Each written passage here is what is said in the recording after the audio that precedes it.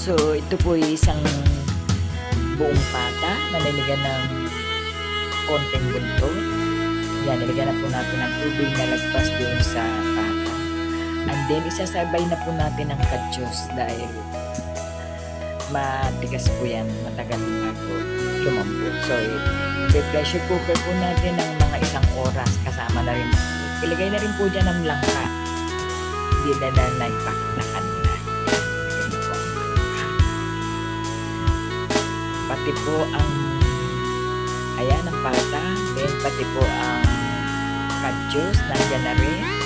At pati po, ang pinang-asin po dyan ay batuan. So, napakasarap po. Ayan. Yan po yung kadyos, then batuan. Yan po yung batuan na pampahasin. Yan.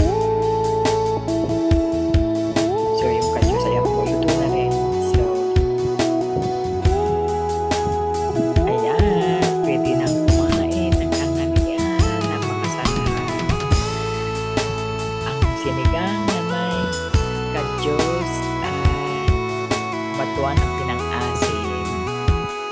Ayan, let's eat po. Kain na tayo.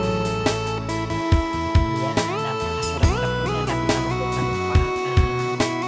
Tingnan nyo. Thanks for